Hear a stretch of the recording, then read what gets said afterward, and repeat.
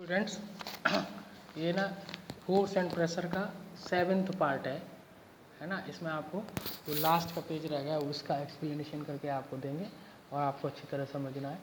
चलते हैं 6th part के वीडियो में मैंने आपको यहाँ तक समझा दिया था कि भाई यदि शकर्स के अंदर हम सारी एयर को निकाल लेंगे तो शकर छोटा सा होता है और उसको खींचने के लिए हमें इतना फोर्स लगाना पड़ता है ना, ताकत लगानी पड़ती है।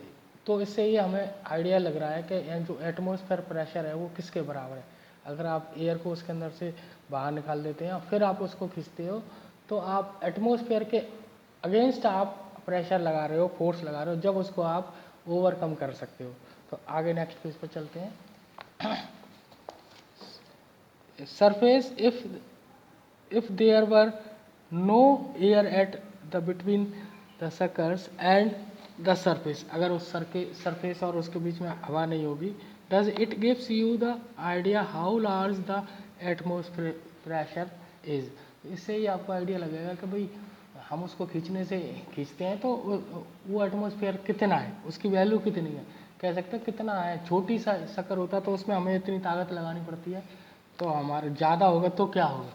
तो यहाँ देखते हैं इफ़ एन आइडिया, आप आइडिया लगाओ आपके जो सिर है वो 15 सेंटीमीटर चौड़ा है और 15 सेंटीमीटर लंबा है, यानी जो सिर का एरिया अगर निकालोगे तो सपोज वो 15x15 का है तो आपको कितना फोर्स लगाना पड़ेगा।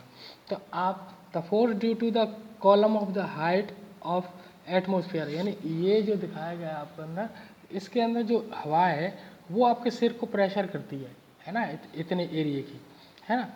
तो उसकी वैल्यू 15x15 से कितनी होगी, 225। 15 का मल्टीप्लाई करोगे तो 225 है। अगर इसको फोर्स लगाओगे तो जी का मल्टीप्लाई हो जाएगा, ये एम है, एम जी 10 होता है, 10 की वैल्यू से मल्टीप्लाई करेंगे तो 2250 न्यूटन, यानी आपकी बॉडी के ऊपर एटमॉस्फेयर प्रेशर जो है वो करीब 2250 न्यूटन का है, यानी इतना फोर्स लगता है आपकी बॉडी के ऊपर।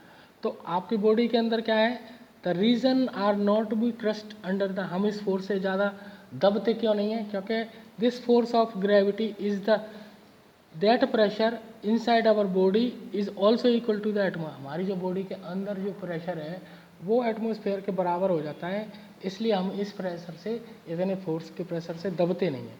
And balance the pressure from outside, तो बाहर के आउटसाइड के प्रेशर को, बाहरी जो एटमॉस्फेयर प्रेशर है उसको हम झेल लेते हैं, ठीक है। अगर हमारी बॉडी के अंदर इतना प्रेशर नहीं होगा तो हम उसको झेल नहीं पाएंगे और हम कह सकते हो शक हो जाएंगे, पिचक जाएंगे, ठीक है।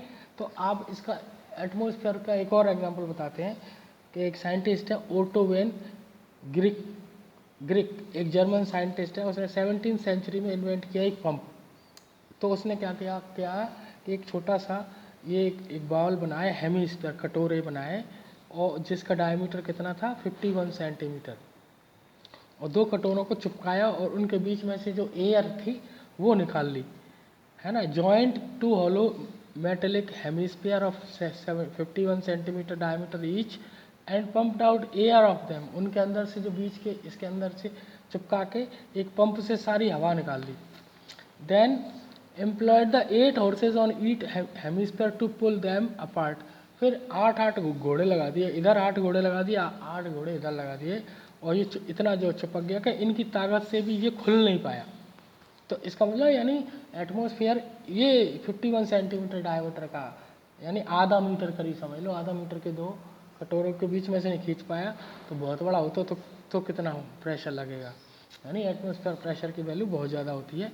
So great is the force of air pressure that the hemisphere could not be pulled, ये दोनों को तोड़ नहीं पाए और वो क्या कह सकते हैं, इतना प्रेशर इसके अंदर क्रिएट हो गया।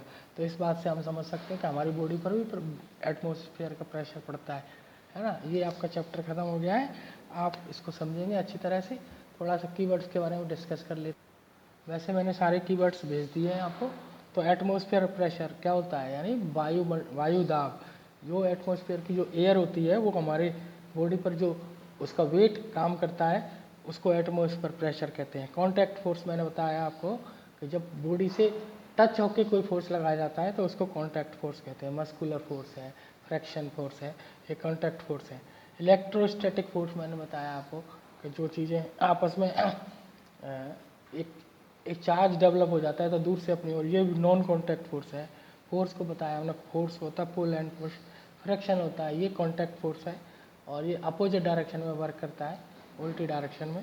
ठीक है, ग्रेविटेशनल बताया आपको, है ना, जो ग्रेविटी अपनी ओर खींचती है जिस फोर्स से, उसको ग्रेविटेशनल फोर्स कहते हैं। ग्रेविटी वही बात है। मैग्नेटिक फोर्स यानी जो मैग्नेट यानी चुंबक लगाती है अपनी ओर, ये नॉन कॉन्टैक्ट फोर्स है। मस्कुलर फोर्स जो हम अपनी मसल्स के थ्रू लगाते हैं, ये कॉन्टैक्ट फोर्स में आता है। नॉन कॉन्टैक्ट फोर्स ऐसे फोर्सेस जो बिना टच किए हुए वर्क करें उनको हम नॉन कॉन्टैक्ट, जैसे ग्रेविटी फोर्स और इलेक्ट्रोस्टैटिक फोर्स, है ना। प्रेशर बताया, फोर्स अपॉन एरिया, और पुल और पुश सारा मैंने आपको भेजे हैं, आप उनको अच्छी तरह से लिखेंगे, देखेंगे। ठीक है, और कोई चैप्टर में कोई डाउट रहता है तो आप डिस्कस करेंगे किसी भी माध्यम से, फ़ोन से चाहे कैसे भी। ओके।